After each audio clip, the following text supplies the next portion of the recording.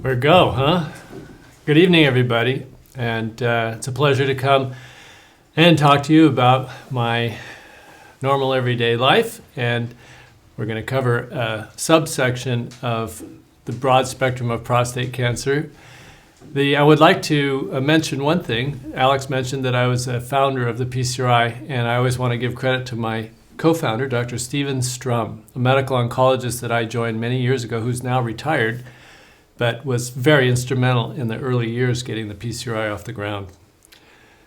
So today's talk is going to be about advanced prostate cancer, or what we call ROYAL, and I am demonstrating the 5 stages of prostate cancer in the image that you see before you. And sky teal, azure, indigo, and royal. And this whole idea of staging men so they understand where they are, that they have a perspective about the type of prostate cancer that they have, that this will empower them to be able to understand what the normal treatments are, the side effects of those treatments, and be able to partner with their physicians and get the best care. So this is a complex disease, what we call prostate cancer, and this idea of subdividing prostate cancer into 5 subtypes, or staging as it's called, helps people understand how there are actually different types of prostate cancer. It's not just a smooth continuum, but there are distinct subtypes, and it also helps people understand whether they have a more serious or a milder type of prostate cancer. And then most importantly is it sets a methodology for finding what the optimal therapy is.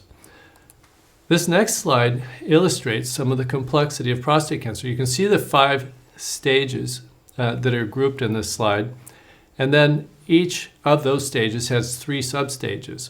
And in the list on the right, you can see all the different types of treatments that might be commonly allocated or used for that particular subtype of prostate cancer. And you'll be able to view this video later on YouTube and examine this in more detail if you feel that's helpful. But the point of this slide is just realizing the complexity of prostate cancer and the type of precision that's needed to ensure you get the right treatment, not a treatment that perhaps would be appropriate for another stage. So this is all based on scientific studies, and these studies are done by stage. So they do stages in people with advanced disease.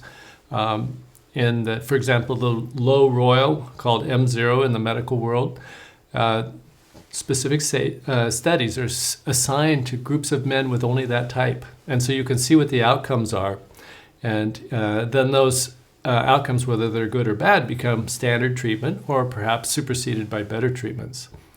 So it's not just a matter of what feels right, but it's really what the science says is best for that particular stage of cancer. Of course, the other advantage of knowing your stage is you don't have to be confused by information and science that's related to other stages that you don't have. And then I think also very important is that when you walk in to talk to your doctor and you understand where you fit in the scheme of things, that doctor can talk to you at a higher level and incorporate you in the decision-making process rather than just speaking down to you and quote, telling you what to do. Now, whenever we talk about prostate cancer, it's always good to be reminded that there's certain challenges that are specific to prostate cancer and to all cancers now. The second point being that we're in this era of rapidly changing technology. And doctors traditionally are very conservative and are a little nervous about new treatments because people are always not sure what the outcomes will be. And staying abreast of all this new information is very challenging. And this is why I think it's important for patients to get involved, as they can, once they know their stage, they can research that thoroughly and get up to speed and ensure that they're getting the latest and the best treatment. The other problem, of course, is a pervasive thing unique only to prostate cancer, and that is that we have urologists treating 99% of the men with prostate cancer, not medical oncologists. Medical oncologists handle the other cancers, lung, colon, breast, leukemias, and the urologists are sort of the exception in the cancer world. And this is kind of surprising considering prostate is the most common cancer in men. But it's based on historical facts. A urologist has been doing this for 100 years. And maybe 10, 20 years ago, there was a much simpler situation. And urologists could kind of do prostate cancer in their spare time. So that is a situation that's not going to go away, but which everyone needs to be aware of. And particularly with Royal, there should be strong considerations to think about getting a medical oncologist involved in your care early. So when we talk about Royal, and in fact, when we talk about serious types of prostate cancer, there are non-serious types of prostate cancer, but with Royal, we're talking about serious types of prostate cancer because this is a situation where people can develop metastatic disease, and this is the dreaded aspect of cancer. Spots that originated in the prostate and spread around the body, and then if they become extensive, can cause organ malfunction and even death. The illustration that you see here is a chest x-ray, and with the sort of the fuzzy spots, the big white area in the middle is the heart. And you can see the outline of the ribs and the collarbones, but all those fluffy little spots represent metastatic disease in the lungs. This is the easiest to illustrate. As you know, prostate cancer is much more common in the bones or the lymph nodes, but it can spread to the lungs. Fortunately, we don't see this very often, but it can occur. So the point being is that prostate cancer spread to the lungs is totally different from lung cancer.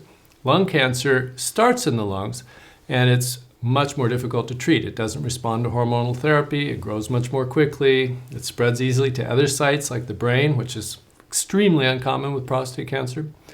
So when people have metastatic disease from the prostate in the lungs, it's not lung cancer. And I always need to remind people of that because that's a common mistake people make. I kind of already alluded to the fact that what's dangerous about these is that as these cells grow into small tumors and then multiply further, the organ that they're in can start to malfunction. In the bone marrow, if the disease becomes extensive, men can face problems with anemia because that's where the red cells are made.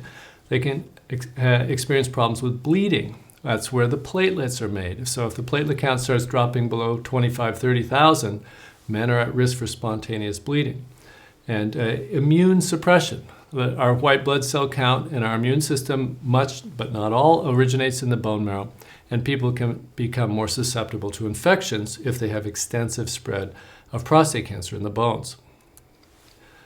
So whenever you talk about more advanced stages of prostate cancer, instead of relying just on PSA testing, which is sort of the bread and butter of prostate cancer in general, it's still useful for men with advanced prostate cancer. We always talk about different types of imaging. CAT scans, bone scans, for example, have historically been very important. And it's sort of obvious, really. If you think if there's spots visible on a scan and you do sequential scans every 3 months or every 6 months, you can look at them side by side and see if there's any new spots forming, or if under the influence of treatment the spots are regressing. And this helps confirm that the existing treatment is effective. There are some new scans coming out called PSMA PET scans that are available on an investigational basis. And these are far more accurate than anything we've had before. I predict that these will get FDA approved probably within a year or so, or perhaps less. They can be accessed through clinical trials at some of the universities around the country. And they are much more sensitive and can find small spots of cancer much easier than the historical scans. I should mention something here that isn't on the slides. There are other blood tests to help track the progression or regression of cancer under the influence of treatment besides PSA. One common blood test is alkaline phosphatase. It's a nonspecific enzyme that's released from irritated bones. So if alk-phos is going up, that could be a sign that the cancer is growing. Another sensitive indicator is called LDH, or lactate dehydrogenase, and that can go up even if there's disease in the lymph nodes and can be a sensitive indication that the cancer is progressing. So there are other blood tests that can be used in conjunction with PSA along with scans, and the whole idea being, of course, trying to understand whether the existing treatment is working or not, because when the existing treatment stops working, it's time to make a change in treatment.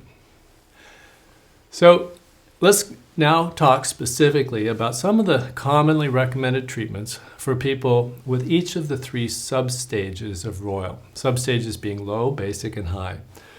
So first we have to define those substages, and then once we have defined how a person identifies which substage that they're in, then they have a pathway towards deciding what kind of a treatment is most appropriate.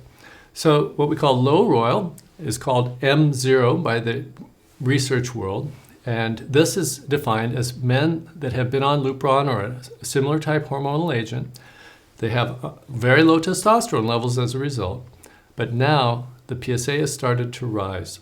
And this occurs in the absence of any detectable metastatic disease aside from lymph nodes in the pelvis. And I'll show you a picture for that in just a minute. Basic royal means that men have metastatic disease either in the pelvic bones, not in the lymph nodes, or outside the pelvic region in other bones or lymph nodes. And there's between 1 and 5 such metastatic lesions. And then high royal is when men have metastatic disease as per basic royal, but there's more than 5 metastatic spots. So it makes sense that larger amounts of metastatic disease is a bigger problem and would require different types of treatment.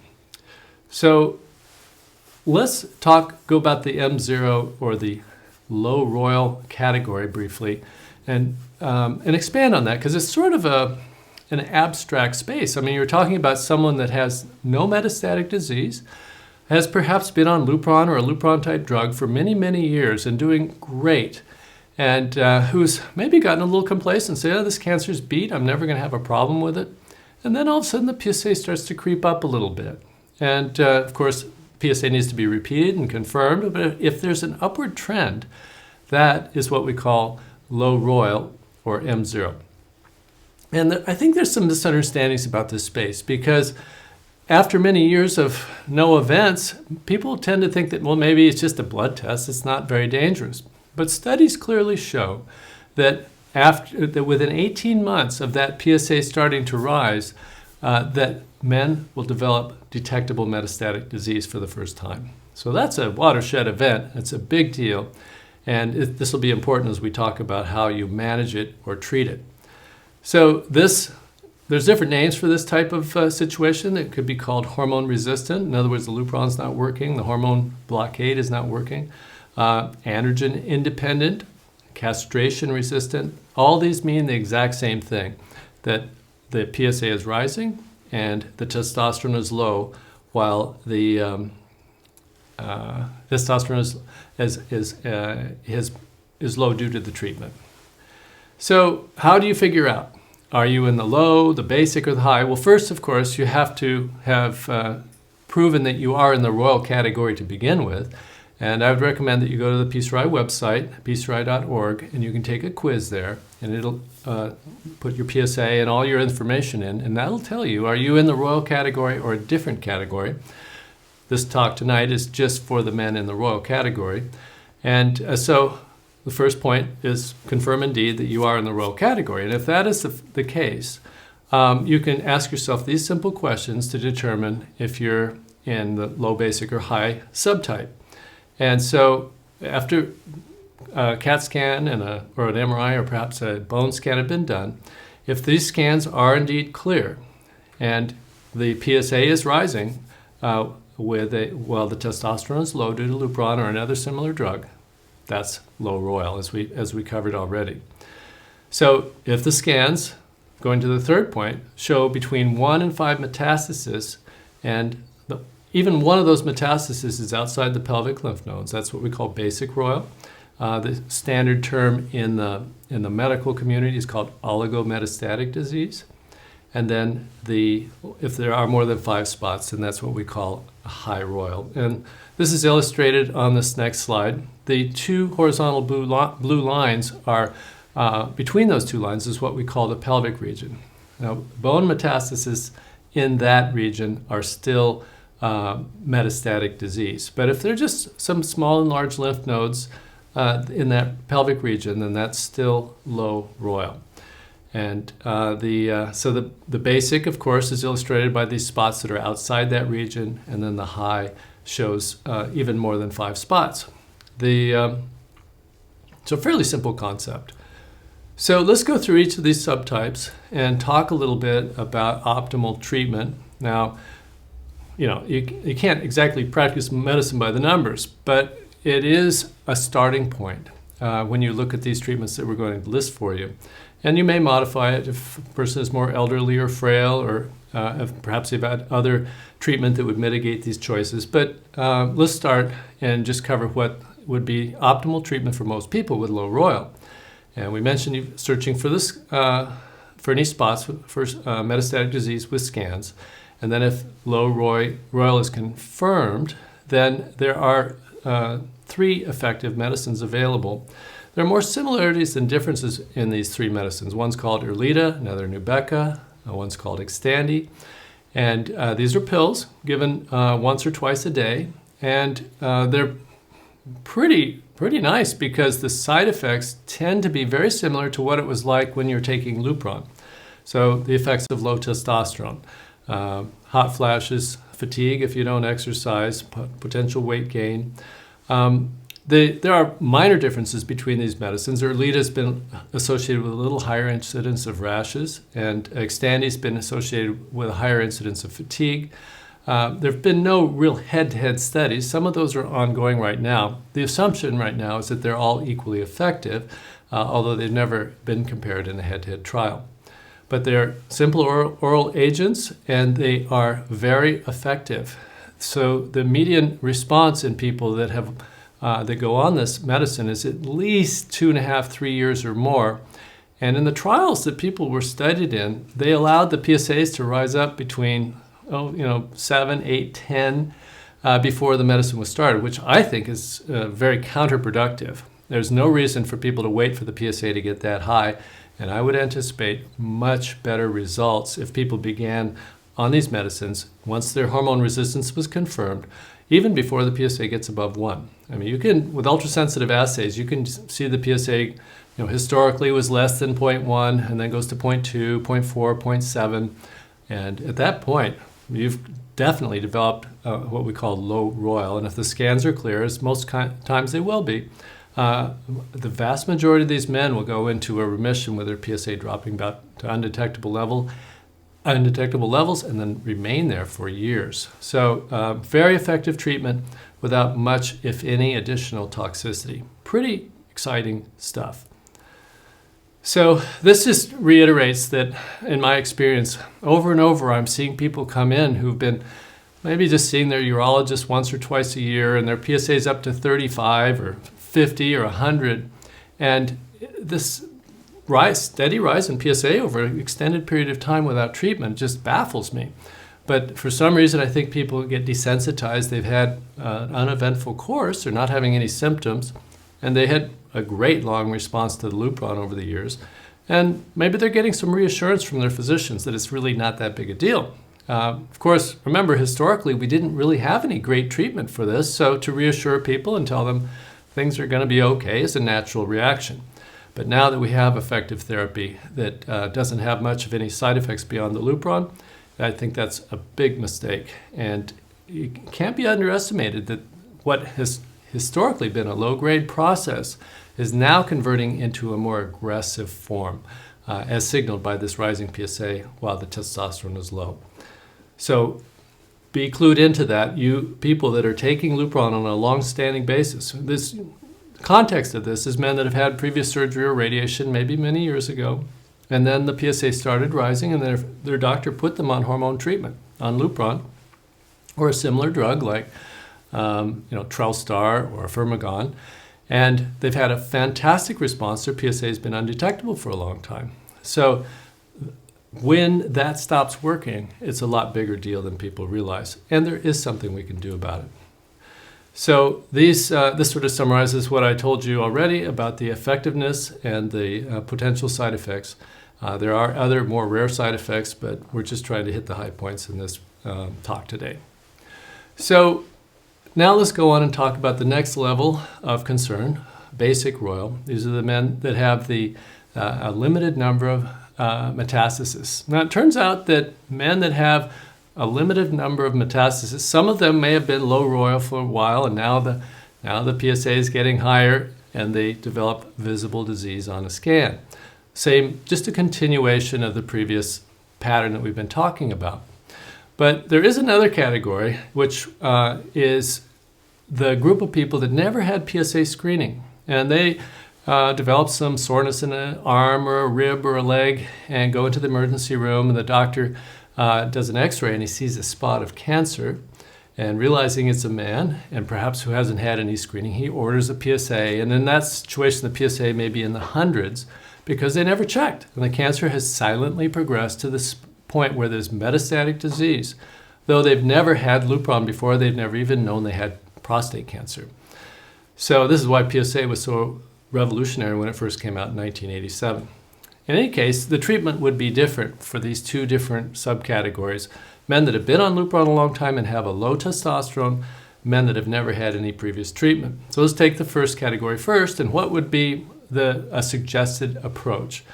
Well, to me, it's very logical to start with effective treatment that has limited side effects and is relatively convenient. And I think an immune treatment called Provenge is a logical place to begin. If it's possible, and in most cases it is, although it's not universally recommended, I think it's logical to consult with a radiation therapist about the possibility of delivering a short course of intense radiation to those metastatic sites. In this modern era, where radiation in the past was kind of a scary proposition, now it can be done very safely. Most men don't have any side effects at all. And then after the Provenge is done, it's quite logical to consider starting on medicines such as Zytiga or Xtandi. These are what we call second-generation hormonal agents, and they can also help control and reverse the cancer, and they're well tolerated. Now, the man that is coming through the door and has a high PSA, metastatic disease, just discovering that he has cancer for the first time, should be started immediately on a more standard hormone treatment. I would mention Lupron, but Firmagon is oftentimes an attractive alternative here because the testosterone levels go straight down when Firmagon is started, whereas with Lupron and some of the other agents, you'll get a brief rise in testosterone for a week or so, and then a decline. And to give that extra testosterone for a week or two is not thought to be good form. It's been done historically with Casodex, so it's not a big problem.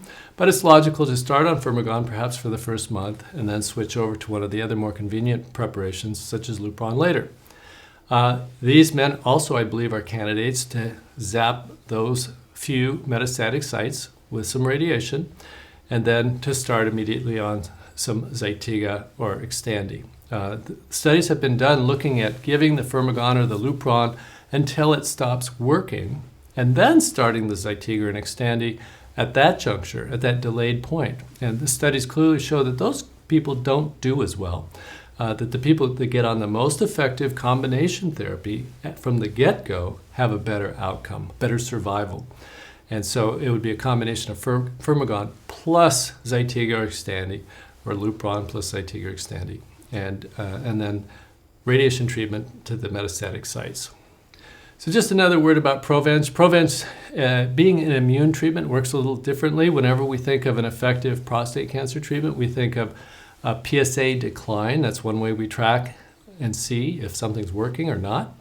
And the interesting thing about Provenge, it seems to retard the progression of the disease rather than causing a marked reversal of the disease.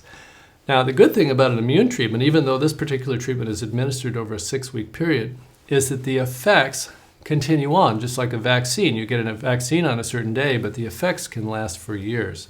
And so the immune treatment approach doesn't have the same dramatic PSA declines, but the studies that have been done clearly show that men live longer.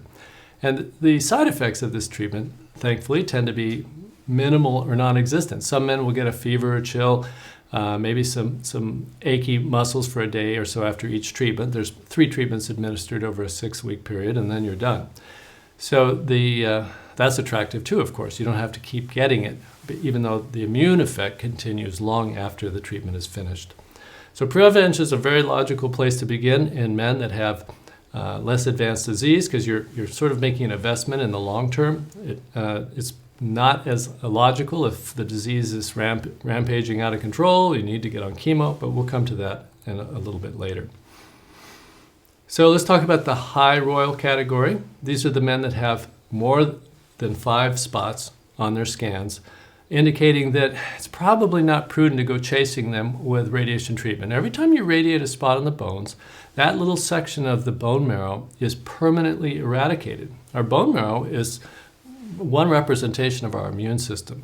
So selective, minimal use of radiation is quite safe and is not likely to have any long-term repercussions whatsoever. But if you start doing more extensive radiation to multiple sites, you can end up with immune suppression that could be permanent. So that is not desirable. And the general threshold for either using some radiation or not using some radiation is thought to be at about 5 spots. When you're going above 5 spots, that's probably too much. And so the men that come into this high royal state with more than 5 spots are, again, in 2 categories. The men that originally were low royal and then they started to develop progression, or there's the ones that never had PSA screening, and by the time they show up, they already have more than 5 spots. So somewhat similar to what we talked about with basic royal.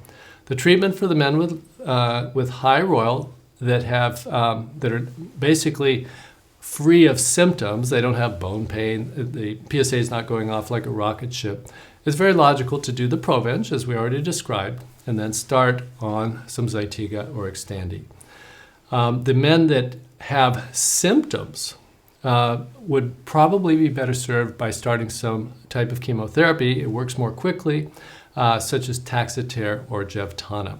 And then once they get a response, after they've had a certain amount of treatment, consider going back to doing the Zytiga or Xtandi as a maintenance. So the other group, the men that have testosterones in the normal range, they've never had hormone therapy, should obviously start on hormone treatment as well, Firmagon or Lupron, and go immediately on Zytiga or Xtandi. But the same principle is operative. If these men are in a lot of pain, and I've seen men with PSAs in the thousands and so many spots on their bones that you can't count them. That's a dangerous situation, and the consistent responses and the excellent responses that can be achieved with chemotherapy with Taxotere or Jevtana are a much safer option than starting on Zytiga or Xtandi. And then once they get a remission from the chemotherapy, then they can switch over.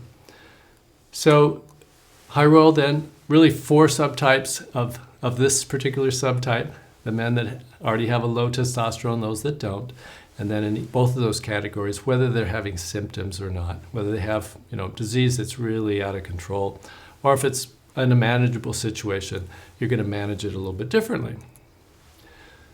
So all of the things that we've described were sort of like a first push to try and get the disease into a remission. A remission means getting the PSA down to less than 0.1.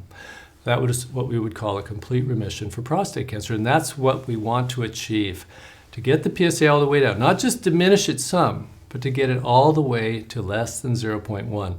Studies over and over show that the long-term outcomes are much better if the PSA goes all the way down to undetectable or less than 0.1. So that being the goal, then, if people stall out, let's say they start with a PSA of 30 and they stall out at 5, that usually is a harbinger that the PSA is going to start rising soon and would be a time to consider switching treatment to the next line, a backup treatment. Whether the backup treatment is added to the existing treatment or substituted is a bit of an art, and there's no real consistency there. It will vary from the way doctors manage people between doctors. But that is the time to start thinking about a change, or if the PSA has gone to undetectable levels and then subsequently starts rising, then certainly that's a time to think about a change in treatment. Other things that might trigger the decision to change treatment would be if there's a new area of pain that is confirmed to be from cancer, scans showing new metastasis. In some cases, people don't tolerate a certain treatment well, and so a switch of treatment just to get a better quality of life is certainly a valid reason to think about switching out. So what kind of things would we consider as backup treatments for a man who's initially started with some of the treatment that we've outlined already and now is confronting a situation where the PSA either didn't go down or started to rise? And this is just a short list, but These are FDA-approved treatments. Xofigo, otherwise known as radium-223, is a injectable medicine given monthly for 6 months and very well tolerated. Sometimes there's a little diarrhea or nausea, but it's very effective at prolonging life, just as we talked about with Provenge. The PSAs may not drop precipitously, but randomized prospective trials show better survival in men that take this treatment. Another consideration, we mentioned one type of chemotherapy before, oftentimes Taxotere has been sort of the standard, but Jevtana, which is a cousin to Taxotere, is a logical backup plan. And the possibility of using another medicine, which is FDA approved for lung cancer, is also very effective in prostate cancer, called carboplatin. That can be given in combination with Jevtana, and responses are good with this medicine. Other ways to try and find treatments is to do genetic testing. Historically, we had to do bone biopsies, which were unpleasant and oftentimes not that consistent. Now there are blood tests to look at the DNA that gets released into the bloodstream by the cancer cells to look for certain mutations that are characteristic of other cancers that may respond to FDA-approved therapies that aren't available or haven't been used for prostate. But because of the genetic similarities with something that maybe was discovered in kidney cancer or lung cancer, certain prostate cancer mutations may mirror those same abnormalities, and the prostate cancer patient with that same mutation may respond well to the medicine that was originally designed for use for lung cancer. So genetic testing can identify an original type therapy that might be effective when other things have stopped working. And then, of course, it's logical to think about clinical trials, which in this era is getting more exciting. In the early years of my career, there were a lot of rather bad ideas that didn't pan out very much. But now, in this modern era, things are being rationally designed to solve known specific problems. And so the likelihood for success with new agents is much higher, and the toxicity tends to be much less because these agents are much more targeted than what we had in the past. So a clinical trial to investigate for a new treatment has the advantage of access to medicines that may not yet be approved in the marketplace. And academic centers tend to police their doctors closely, and so you're likely to have a pretty solid medical oversight if you're on a clinical trial. One of the disadvantages of clinical trials is that it's not always clear how likely the treatment is to be effective. And then some of the large phase 3 trials, they do placebo arms. So you may not know it, but a certain subgroup of people in that study are getting a sugar pill instead of the standard treatment. Of course, people are aware that sugar pills are a possibility, but the study's designed so that neither the doctor nor the patient knows. And so the possibility of getting no treatment at all is obviously a disappointing thing. One way to circumvent that is to use phase 2 trials. Phase 2 trials are trials where men are all getting the same medicine. There is no placebo. Phase 1 is where they're looking for the right dose for a medicine. So the disadvantages of phase 1 is that you may get too small a dose, even if the drug turns out to be effective. Or you may get too high a dose, because that's how they find out what the limiting toxicity is. So phase 2 trials are usually embarked upon when they see some activity with a new drug. Everyone gets the same medicine. It's just to confirm that the medicine really is active. And generally speaking, the phase 2 trials are more likely to benefit the patients. So it would be really incomplete. We're drawing near the end of this, but if we didn't discuss some of the really common side effects from some of the different treatments, because there are effective ways to counteract those side effects. It's super important. We always emphasize and reemphasize the need to do weight training to keep muscles strong. Men who have low testosterone levels lose testosterone and lose muscle. They lose muscle very quickly. They've already lost their testosterone. And so that can be compensated with weight training. It's easy to put on weight because a man's metabolism slows down on these hormonal agents. And so diet is super important. And there is some fairly good evidence that prostate cancers don't grow as well on vegan diets as they do on your standard American diet, which includes lots of fats and animal protein. So 2 advantages of a vegan diet is, one, keeping your weight down. The other is inhibiting the progression of the cancer. Men that have low testosterone levels due to hormone treatment tend to lose calcium for their bones. They are at risk for hip fractures, so they should get bone density screening. It's not the same as a bone scan. Bone scans are designed to find cancer. Bone density scans are designed to measure how durable the bones are. And if those are showing early signs of osteoporosis, there are effective medicines which are listed on the page there. Breast enlargement with low testosterone levels, or sometimes men are treated with estrogen, can be a real problem. This can be prevented with prophylactic radiation to this area, a short course of radiation. It can also, certain types of agents that cause breast enlargement can be blocked with an aromatase inhibitor like Femara. Hot flashes, oftentimes people just put up with them, but there are some medicines that can help in severe cases. Emotional swings can occur in a minority of men, and a very small dose of a antidepressant will help compensate for that. And then when men are on chemotherapy, they face problems with low blood counts. There are effective agents, commercial pharmaceutical agents, that can build the blood counts back up again. So in summary then, the royal prostate cancer, even though it's the most advanced form, is very treatable. Men can go into durable, complete remissions for years. And of course, the earlier treatment is implemented, especially effective treatment, the more likely that is to occur.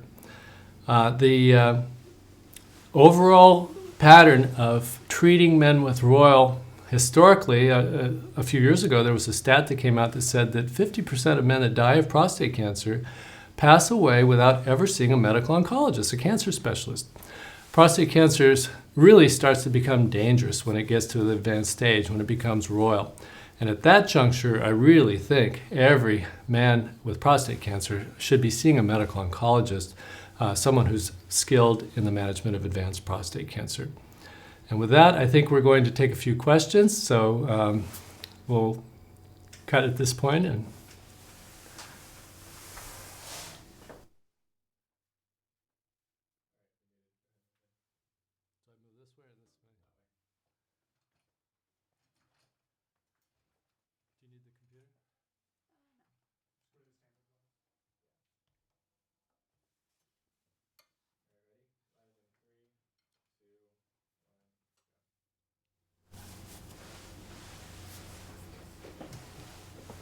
Thank you for that presentation. we got through it. That side effect slide, I wish I could put that on a billboard. Yeah. Because it covered every single side effect I get questions about. We get questions about at PCRI. And I think some of the questions we're going to be reading today will reiterate that, but it'd be good to expound. So the first question we have is actually from somebody who attended the conference. Another conference attendee received lutetium-177 in Germany, and they were wondering if there was an update on that case and what the results were. So lutetium-177 is an exciting new medicine. Novartis Pharmaceuticals just purchased it for $2 billion. And this is based on clinical trials that have recently been, have completed accrual. This doesn't mean that the results are out, but that they've stopped accepting new patients because they have enough patients to evaluate that have been treated with lutetium-177. So what is lutetium-177? It's a radioactive agent that is injected into the bloodstream, and it's smart enough to swim around in the blood, find the cancer, and radiate. And the preliminary studies in patients that we saw done in Germany and Australia show this medicine really works. And there are some men that have gone for this treatment and really had run out of options and have had dramatic declines in PSA and improvement in their status. So lutetium-177, I don't know what the trade name will be when it gets on the market, but it's we're presently waiting for the large clinical trials which have been completed, and in all likelihood they're going to show that men live longer with this effective, well-tolerated medicine. The only side effect is that we've seen commonly has been dry mouth because the lutetium can affect the salivary glands. There's also a possibility of low blood counts. But in general, very well tolerated and effective. So we're waiting for FDA approval, basically. Gotcha. Do you know how long that process normally takes before we can see it come to the U.S.? I know it's kind of a hard question, but... It could be anywhere from 12 to 30 months, something like that. Okay. Yeah. So our next question comes from a patient who has been on chemo, but they stopped the chemo because the patient is experiencing hydronephrosis. Hydronephrosis. So that means blockage of the little tube that goes from the kidney down to the bladder. The little tube that goes from the bladder up the penis is called the urethra. But there are actually two ureters. That's what they call the little tube that goes from each kidney down into the bladder. And this is something to be aware of in the prostate cancer world because lymph nodes in the pelvis can push on the ureter and block it and cause malfunction of the kidney on that side. And since there's another kidney, it may not be immediately detected on blood testing because the other kidney can kind of pick up the slack. But it is a correctable condition because the urologist can slide a little tube up there and open up that blockage. Of course, you can also treat those lymph nodes with radiation or other therapies and shrink them and then rejuvenate the kidney. So hydronephrosis is something to kind of keep in mind as a potential risk in men that have advanced cancer in their disease, their PSA is rising. And one manifestation of the cancer getting out of control is it pushes on the ureter and causes hydronephrosis. Now, I'm sorry, did he have a specific question about, in his case, as to what the significance was? Basically what the treatments were, which you answered, and then he asked, is there a medical doctor who has experience treating it? So does every urologist know how to do that? Pretty much. It's pretty basic. These little tubes that are put in they're called stents, and they are placed by either a urologist coming up the penis, or they are placed externally by an interventional radiologist, which is a procedure done under imaging in the hospital. Okay. A question that we received actually on our live chat on YouTube is from a woman who, I believe it's her father, has a high red blood cell count in his urine while he's on Lupron. Do you know, she asked what that's about. High red blood cell count in the urine? Mm-hmm. There are many causes of blood in the urine. Kidney stones, infections, previous radiation can cause that. Irritation of the prostate, sometimes even years later. I don't think it's related to the Lupron in any way. It's an unconnected issue. Okay. And we have another patient, and they are on a second reoccurrence. Their PSA is now 0.22, and they want to know at what PSA level should something show up on a scan. And so, I guess that would depend on what type of scan it is, but once it rises, what you would suggest for treatment. I know that also you would need to know the other treatments they've been on, but... Well, I think this is a good place to reiterate that these new PSMA PET scans are truly revolutionary. I've been saying that I think it's the biggest breakthrough since the discovery of PSA, because historically you need PSAs in the 10, 20, 30 range to find out where the cancer is located using traditional CAT scans, MRIs, bone scans. Where with PSMA PET scans, we are finding where the cancer is with PSAs under 1, even as low as 0.2. So these scans are yet only available on clinical trials, but certain universities are running them. The PCRI can tell you where those are available. And to be able to detect the site of disease and then go after it with spot radiation or whatnot is a very exciting new development in the field of prostate cancer. In terms of what treatment, yes, it depends on where the spots are and what the previous treatment is. And I really couldn't comment on that. Yeah, if you would like to know about those PSMA centers, they kind of change from who's doing the studies. So you can go ahead and contact our PCRI team at info@pcri.org, and we'll be able to send you a list based on your location. Okay, the next question, is there evidence that androgen deprivation therapy, so hormone therapy, delays or prevents the onset of metastatic cancer in someone with a rising PSA after radical prostatectomy? So multiple clinical trials on this.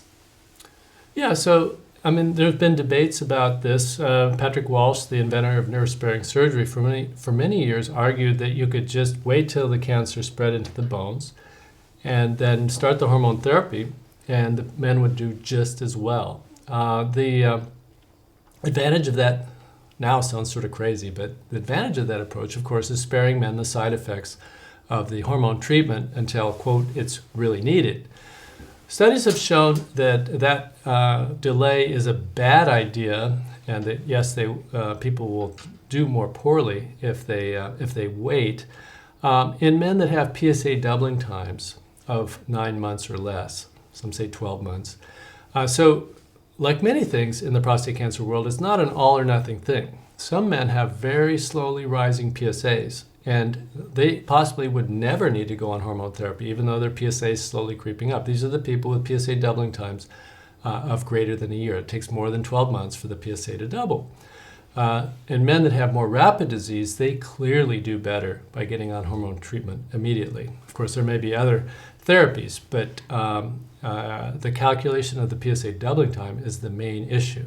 There can be other extenuating circumstances. I mean, if someone's 93 years old, they may be able to hold off without any concern about shortening their survival. But the context is defined most importantly by the PSA doubling time.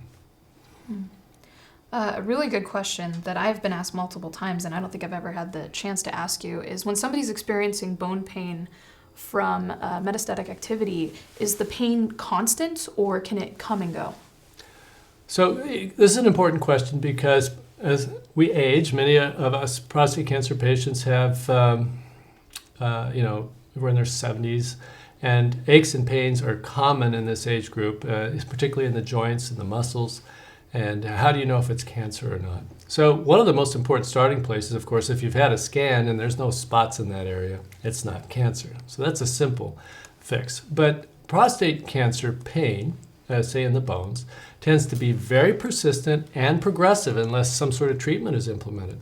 So having pain, 3 hours a day that goes away is totally uncharacteristic of prostate cancer pain. So the idea of persistent pain that gets steadily worse, that's in a bone, not in the joints or not in the muscle, bespeaks of the possibility that's related to prostate cancer. And if a bone scan is done showing a hot spot in that same area, then almost certainly it is from prostate cancer. But if there's no spots on the bone scan, you can be 100% sure it isn't from prostate cancer. And if it's something that hurts one day and it goes away the next, it's not very likely to be from prostate cancer. Okay. Another question we have, so we have somebody who has been recently newly diagnosed with advanced prostate cancer. They're on Firmagon, and they want to know, would you recommend Taxotere over Zytiga? And I know there's more information to the case maybe you would need to know, but overall. So there's only limited trials comparing, for men that are candidates for additional layers of treatment to have more serious disease. It seems like the Taxotere is a logical choice in people that have pain or that appear to have galloping disease. But oftentimes that's only a minority of men with advanced disease, and the quality of life is a lot better with the pills like Zytiga and Xtandi. So it sort of depends on the situation. Typically, the Zytiga or Xtandi is a more popular approach, something that can work great and that doesn't have a lot of side effects. But there are exceptions in certain individuals that have more rapidly progressive or symptomatic disease. It's logical to begin with Taxotere or Jevtana. Our next question is, what are the advantages and limitations to the scan Axemin? So Axemin is a scan that was developed fairly recently, and it has some of the same hopes and aspirations of these new PSMA PET scans, because Axemin can detect metastatic disease with PSA levels of, say, between 1 and 10, which is a huge breakthrough, and this is now FDA approved. Reading the Axemin PET scans requires some skill, and certain centers sometimes seem a little bit confused by how to interpret them properly. So if there's ambiguity after you have an Axemin PET scan, think about getting a second overread at a second center of excellence. But it's a useful test that we use. It's been superseded to some degree by these PSMA PET scans because they are even more accurate than the Axemin PET scan, and the reading of them doesn't seem to be quite as challenging. But PSMA PET scans may cost out-of-pocket expense. Axemin PET scans in the appropriate setting should be covered by your insurance. So they're a logical way to investigate the location of the cancer with this. It's a type of PET scan. You get injected and you're scanned, and it helps show where the cancer is located. I know you covered this in your talk when you spoke about Provenge, but can you talk about why Provenge doesn't necessarily affect PSA? Well, I mean, PSA declines occur, generally speaking, when cancer cells are killed off with a poison or with a hormone treatment. It appears what the immune therapy is doing, what the immune system is doing, is inhibiting the progression of the cancer. So the rate of growth seems to be retarded. So it's not like, I have seen dramatic declines in PSA after Provenge and after Xofigo, another medicine that seems to work by this mechanism. But typically, I've seen a slowing in the rate of rise, and it just has to do with the fact that it works by a different mechanism of action. Chemotherapy, think of it like a poison. Immune therapy is just a stimulation of the immune system to control the cancer better. Okay. So we have I think he was newly diagnosed. He started Lupron, and his PSA went from 625 to 7. And they want to know, does this mean the cancer's gone away, or does it need to go down to 0? Well, clearly there's been good progress, but if it's stalled at 7 or if it's just at 7 on its way down are two different things. So as I explained in the talk, it's important for the PSA to get all the way down to 0.1. And if it's not, additional layers of therapy should be considered to get a complete remission. Okay. One of the questions is the biopsy the only definitive means for detecting prostate cancer? So this is a huge topic for PCRI with imaging coming out. Yeah, I think the operative word is definitive. So to be 100% sure that something that is detected with high PSA or detected with a scan actually represents prostate cancer and the type that needs treatment, a biopsy is indeed necessary. There are different types of biopsies, random biopsies, targeted biopsies. But without removing some of the cells from the prostate and confirming that they are prostate cancer, you're guessing. I mean, the only exception to that, we occasionally see patients that never had PSA screening. They go into the emergency room, as I mentioned before, and their PSA comes back at 700, and they show a scan with spots all over their body. Those people don't really need a biopsy. We know that it's prostate cancer. Nothing else can cause that pattern. But anyone that has a PSA under 20 is going to need a biopsy to be 100% sure they're dealing with prostate cancer. Okay. And I know something that we get asked a lot at PCRI is, can a biopsy cause the spread of cancer? Yeah, that question comes up over and over. It seems there are about 1 million men that go through biopsies every year for the prostate. And if all those biopsies were spreading cancer around, I think that we'd be calling prostate cancer a very dangerous, horrible illness, whereas typically it's characterized as being a very low-grade cancer.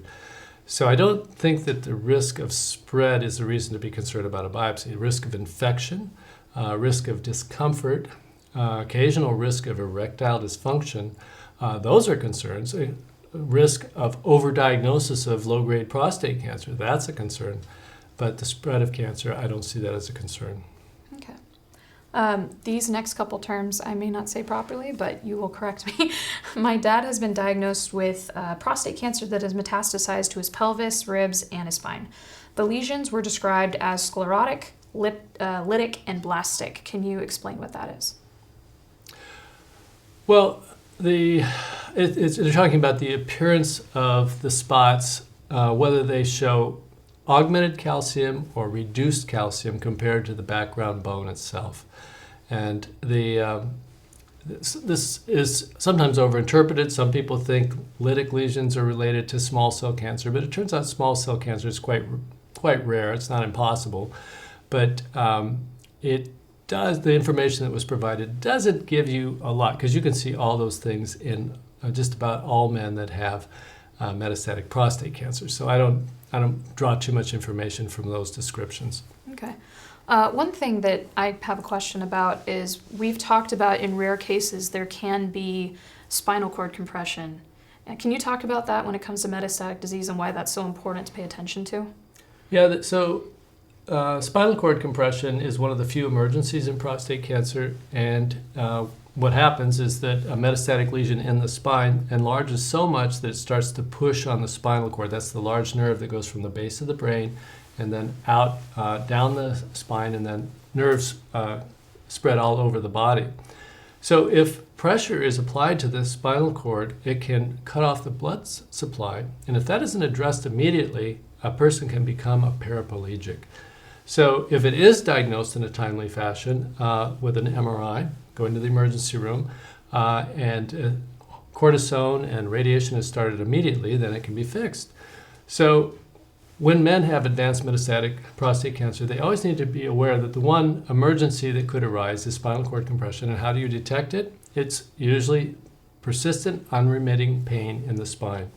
And it's usually very severe. So if that occurs in someone with known metastatic disease, it's time to hop in the car and drive down to the emergency room and get an MRI of the spine and make sure that no spinal cord compression is present. Thank you. The next question we have is when it comes to ADT, which is hormone therapy, can you do intermittent hormone therapy when you have advanced disease?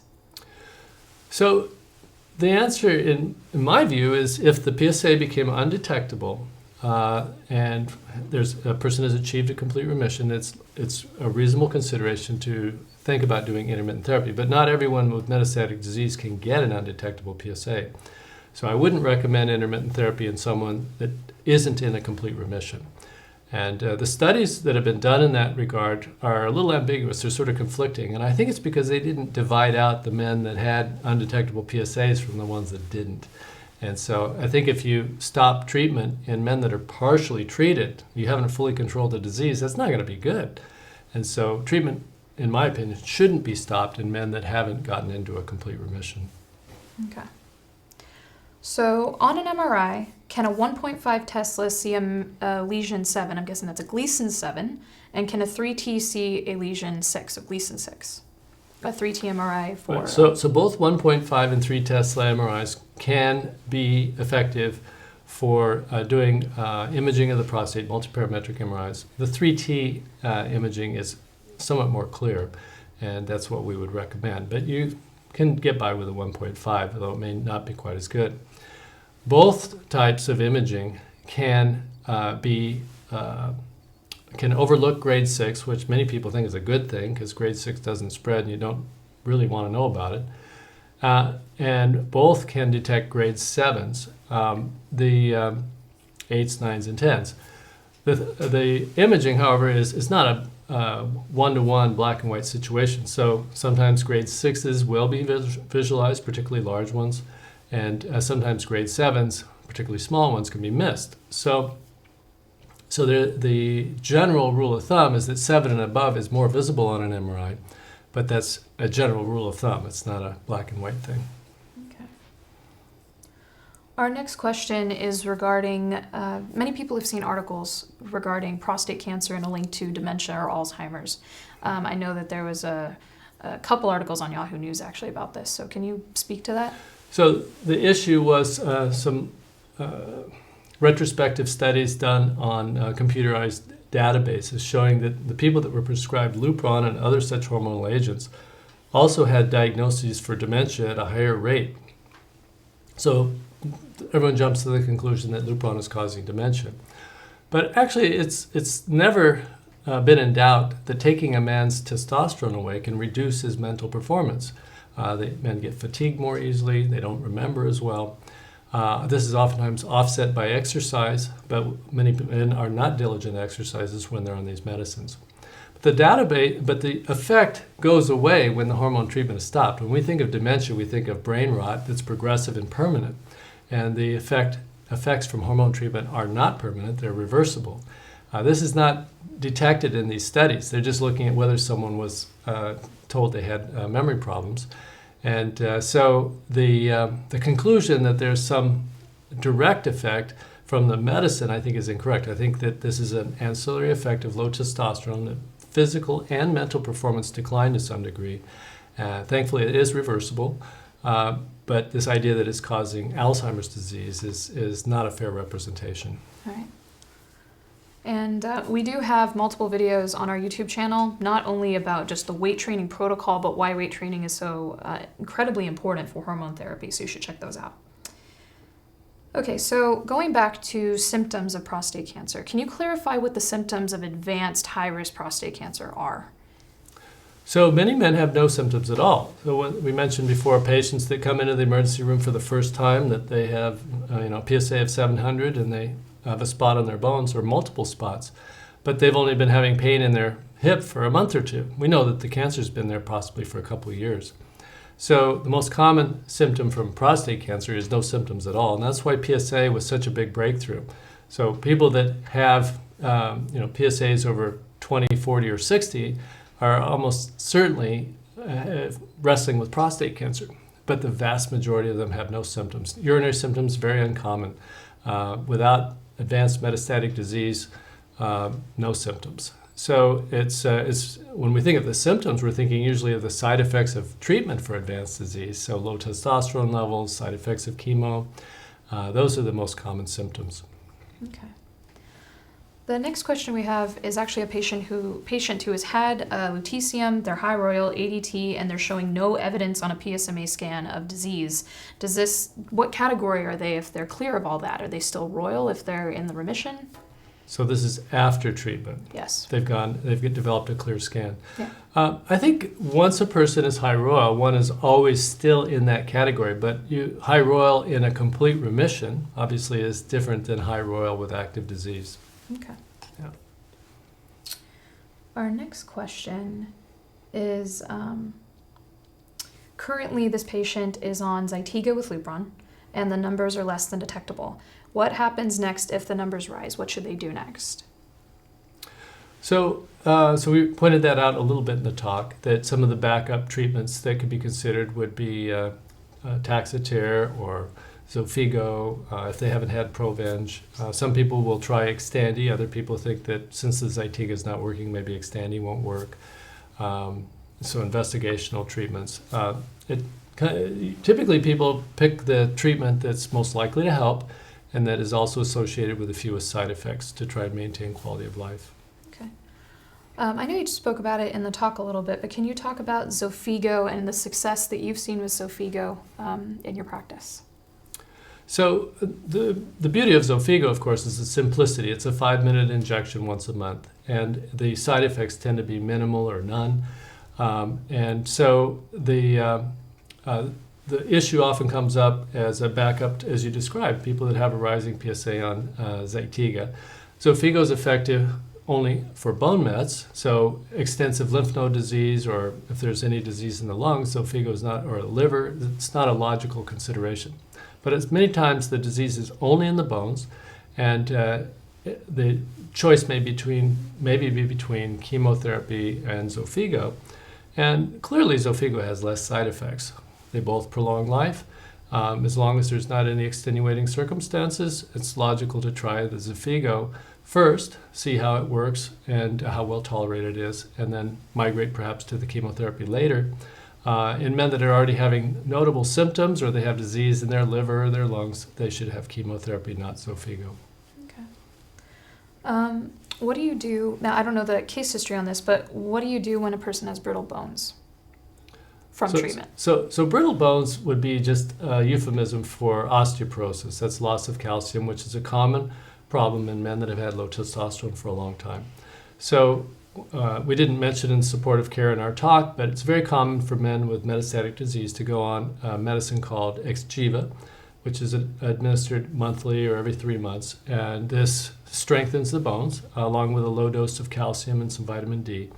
And many times Xgeva is started prophylactically. We don't wait around for people to develop osteoporosis because we know that if you're on hormone therapy long enough, it's going to cause osteoporosis. So that can be prevented with medicines like Xgeva.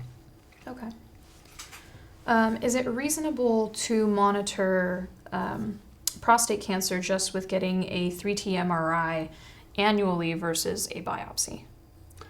So this, we're talking, of course, not about royal, but we're talking about men that have SCI, or low-risk prostate cancer, low-grade disease confined to the prostate.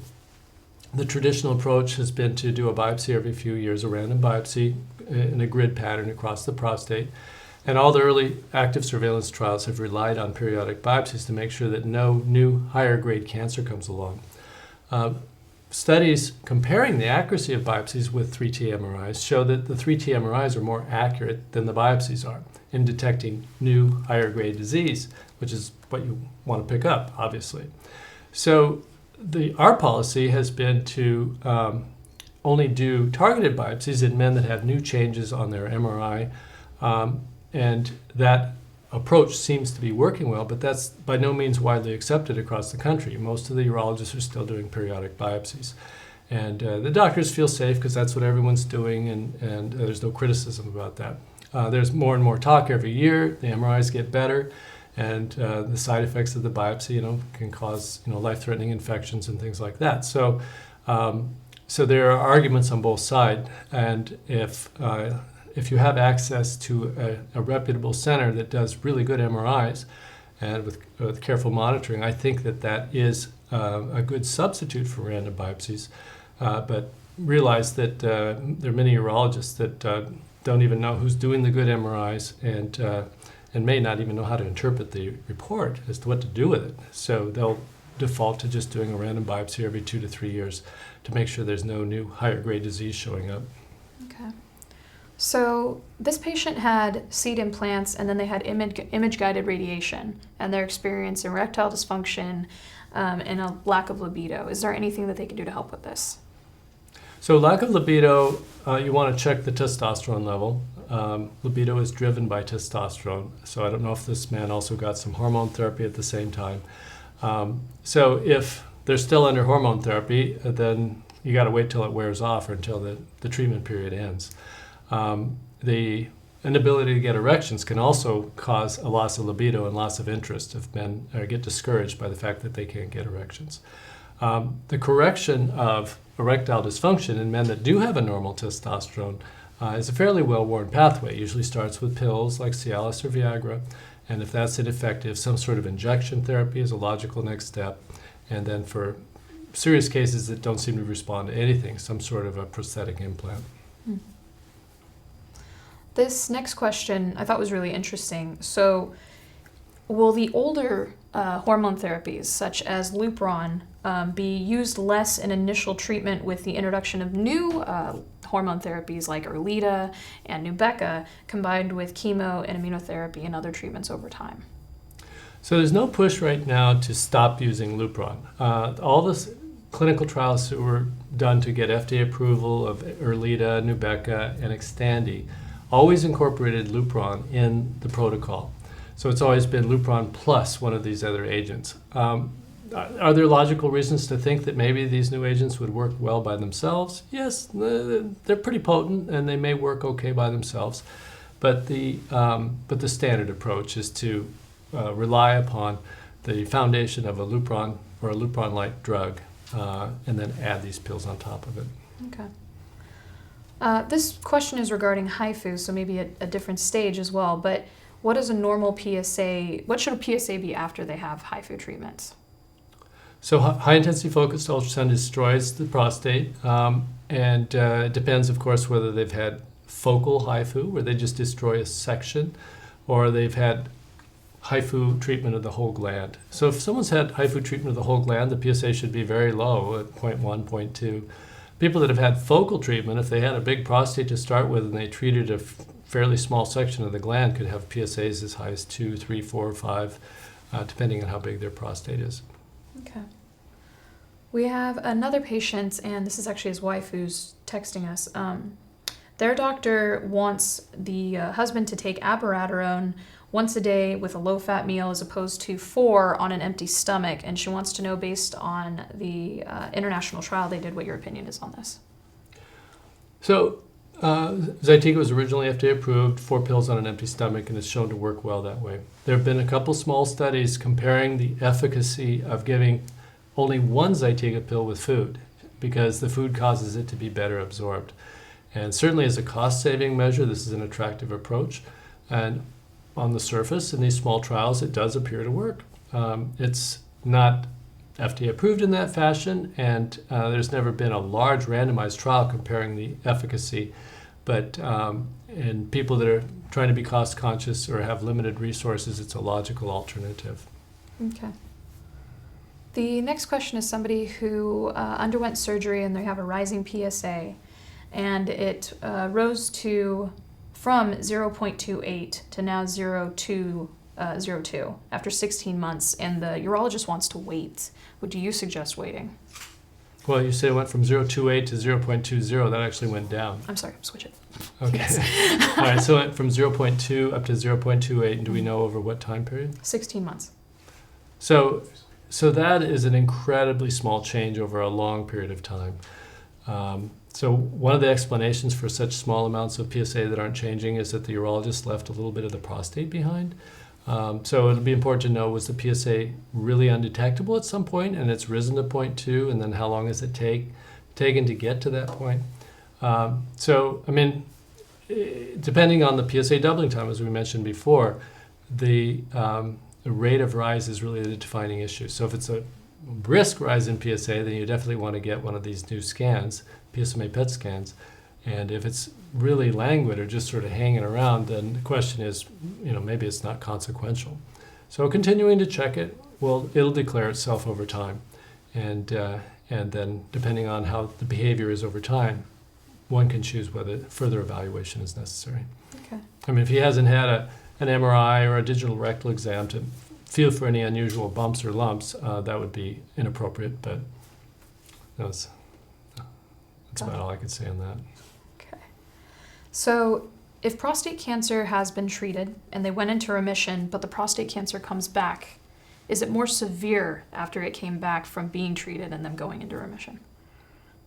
Well, it's the same disease. So when something comes back, it's showing its colors. It's demonstrating that it's serious enough to have leapfrogged over the previous treatment. So it's not that it was more dangerous originally, it's just that when it comes back, it's revealing that it was dangerous all along. Okay. So this patient read your book, The Key to Prostate Cancer, and he's quoting you, and he says that men who are more advanced in age may be unable to tolerate standard treatment due to a reduced capacity to tolerate the side effects. And I believe he's talking about hormone therapy. And so he wants to know, is Casodex a reasonable treatment for micrometastatic cancer or oligometastatic versus Lupron? It could be. I think of Casodex, generic bicalutamide, as being about 80% as effective as Lupron, but maybe only 20 or 30% as toxic. So there's less lowering of libido, less muscle loss, less fatigue. All that's very attractive. If someone's very advanced and very frail, adding Lupron can tip them over and put them on bed rest, which is unacceptable. So a nice compromise in people that are already very impaired, but who have a serious enough cancer that warrants treatment, is to use a milder agent like Casodex. And the side effects from Casodex are very quickly reversible when the PSA is stopped. So if you don't like the outcome, it'll be out of the system in 2 or 3 weeks. Whereas Lupron has a lingering effect in elderly men. Even a 1-month shot could end up lasting 3 to 6 months. So it's nice to tread softly and start slowly in more elderly, frail patients, and Casodex is a nice way to do that. Okay. So we have a guy named Joe that asked, is simultaneous hormone therapy and chemotherapy treatment better for metastatic disease versus sequencing them? So it depends on what you mean by hormone therapy. So hormone therapy could mean Lupron, and if that's the case, yes, it's clearly been shown in men that have advanced metastatic disease that are, have never had any previous treatment. You should start them both on Lupron plus Taxotere, and they have better outcomes. So one not completely answered question is, should you be on Lupron, Zytiga, or Xtandi plus Taxotere? Very preliminary trials suggest that the extra bang for the buck for the additional side effects may not justify using all three. But clearly, if you're going to be taking Taxotere and Lupron, that combination works better than Lupron alone. But it turns out that Zytiga or Xtandi plus Lupron also works better than Lupron alone, and those pills tend to have less side effects. So as we pointed out in the talk, the decision should probably be based on how many symptoms there are, and the people that have more symptoms should consider the Taxotere first. Whether you should give them all at the same time right now, it's not, the evidence isn't convincing. Okay. So we have a person who's 72 years old. He was recently diagnosed with prostate cancer. His PSA went from 1800 down now to 87. He has a lot of bone mets, and he's on Lupron and Casodex now. They want to do chemo, but his platelets are low. So what's the best way to go from here? Well, I mean, the studies clearly show that he'll do better with Zytiga or Xtandi than he would with, just continuing on bicalutamide. The bicalutamide is a much milder drug than Zytiga or Xtandi, and those will not affect his blood counts at all. Okay. The next patient has advanced prostate cancer, and they were treated with Zytiga, Taxotere, and 1 dose of Jevtana, and their PSA rose from 46 to 120 in 3 months. What would you recommend next? They could try Xofigo, we mentioned before. With 1 dose of Jevtana, is that what you said? Yeah. They really haven't had enough Jevtana to know if it's working. They could also add some carboplatin to the Jevtana. That may synergize and improve the chances for success. Clinical trials, genetic testing, lutetium on if they want to go overseas, all those are possibilities. We have a man here who has Gleason 9 prostate cancer, but there's no evidence of metastases, so I don't know what scans he's had, but he is asking, if you decide not to treat Gleason 9, what would his prognosis be? There's so many variables. How high is the PSA? How many cores biopsy? Is it a big tumor, a little tumor? Is it a 5+4, 4+5? But in general, it's surprising that perhaps as many as half of these people, assuming the PSA is not that high, especially if it's a small volume tumor, won't develop any spread within 10 years. So just having Gleason 9 does not universally mean that terrible things are going to happen in the immediate future. The trouble is we don't have a way to predict the half of the men that will do well versus the ones that the disease could spread all over their body. And so the usual policy, of course, as a precaution, is to treat the disease for cure, to prevent the possibility of it spreading. Okay.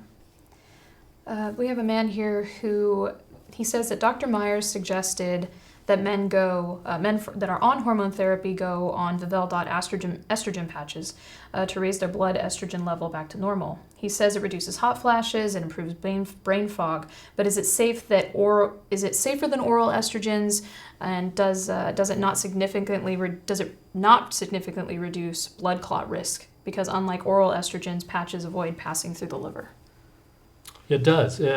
Patches are much safer. Oral estrogens, you need to take blood thinners if you take oral estrogens. But patches appear to be safe. They don't seem to be associated with a higher incidence of blood clots. There's other problems, of course, like breast enlargement, but that is a consideration for quality of life reasons that possibly the estrogen may cause men to have a subjective sense of well-being. It can also help prevent calcium loss from the bones. So it's one of those little tricks that can make a difference in certain individuals. Okay. And do you use it in your practice? Occasionally. The most common reason that we'll use estrogen patches is to counteract hot flashes. So it's one of the most effective ways to do that. Okay. And if the majority of urologists do not prescribe it, how do you suggest a patient gets this? Well, consult a different doctor, consult a medical oncologist, talk to your family doctor, educate your urologist. There's anything that's off-label like that is always a challenge depending on how comfortable your physician is with how much time he has to research and implement treatments that he's not familiar with. Okay. This patient would like to know, after surgery, can nerve cells regenerate or be regenerated? Occasionally. It seems that people that have surgery and then become impotent, almost all men become impotent after surgery, and then a percentage recover. It appears that the recovery is not so much that the nerve cells are regenerating, but they're just recovering from the shock. And so I think, yes, nerves can regrow, but I think that the majority of men that recover sexual function after surgery, it's more due to the compensation from the shock and the time for the situation to heal than the actual cut nerves regrowing. This is all determined usually within about the next 12 to 18 months after surgery. So if nothing good has happened in that time period, it's probably you're stuck with the status quo. Okay. This person's asking, what drug considerations for hormone therapy when you have a patient who has, what should they consider if they have a patient who has heart problems like AFib, TIA, stroke, angina? Like, what sort of things should they consider if they have such heart issues? Well, Zytiga can cause fluid retention, so that's sometimes you might want to stay away from. With previous strokes, some of them may be at higher risk for seizures. You might want to be careful about using a drug like Xtandi. But medicines like Casodex or Lupron are reasonable, and possibly medicines like Erlida or Nubeqa could be a consideration. Okay. When can a patient who has a blood count of 70 do Taxotere? Blood count of 70? What kind of a count are we talking about? I'm sorry, platelet count. Platelet count of 70. Yes, right. Okay. So probably with great trepidation and care, very small weekly doses of Taxotere could be considered with careful monitoring. Obviously, if the platelet count drops too much, a person is placed at risk for spontaneous bleeding. That's a major scare. But sometimes the number of options are limited, and you have to kind of balance these things out. So what I would do if Taxotere was deemed the only reasonable treatment, there may be other better treatments, but if that's the only way to go, a very tiny dose given on a weekly basis with close monitoring might be possible to get away with it, even with a platelet count of 70,000, though that's definitely iffy. Okay. The next question is regarding immune therapy. So they would like you to comment on CAR T immune cell therapy. Have you seen anything going on with this? Just research protocols. So CAR T has an exotic new methodology that tries to get the immune system engaged in attacking the prostate cancer. There have been some exciting breakthroughs in other cancer types, and it's just starting to be tested in prostate cancer. It's a big deal. It can have some serious side effects. It's very expensive, but we're hopeful we can always use new, better treatments. Okay. This patient wants to know, when being treated with docetaxel, do any other medicines need to be taken? So do we have to take some sort of androgen deprivation therapy like Firmagon or enzalutamide to ensure that testosterone and the PSA levels are low? Yeah, I mean, it's very rare to give Taxotere in someone that isn't already on hormone treatment. Hormone treatment works so well, has fewer side effects. There's usually to give Taxotere without hormone therapy would be very unorthodox. Okay. All right. Well, actually, that's our last question. All right, great. Thank you, Dr. Scholz. My Really pleasure. appreciate Glad your we time. could do this. So just to let you guys know, if you have further questions that have not been covered, you can go ahead and submit that to our helpline at PCRI.org, and you can just email us. We'll be able to get back to you in person. We have an incredible guy named Jonathan Levy. He's a Gleason 9 advanced prostate cancer survivor, and he has trained with Dr. Scholz for a significant amount of time. And so he can help you research and get any information you need for your specific case. I would like to mention we will be covering advanced prostate cancer at our 2020, wow, I can't believe it's 2020 already, March conference on March 28th. And we have Dr. Evan Yu from the University of Washington covering advanced prostate cancer. The great thing about the mid-year conference is it's not really built like the September conference where we have 3 days and almost 30 speakers. The mid-year conference, we choose between 2 and 3 speakers, and we delve into those topics exclusively for a couple of hours. And so you have a chance to ask Dr. Scholz, he will be there, Dr. Mark Moya, Dr. Evan Yu, and another to-be-named speaker, your specific questions. And it's a room of about 300 people, and it's pretty good access to these speakers. And they'll be covering many of the treatments and the side effects and lifestyle issues that were discussed today. If you need more information about prostate cancer, again, to your specific questions, you can email us at PCRI.org on our website, and check out our YouTube channel. If you appreciate this video, go ahead, give us a thumbs up, subscribe to our channel. This really helps us out Google-wise, because the more you guys subscribe, the more Google picks us up, and they suggest us as suggested videos to prostate cancer patients who are searching on YouTube for answers. We appreciate your time. We appreciate that you would even trust us to come in and give you the information. I greatly appreciate Dr. Scholz for this presentation, and we hope you have a great evening.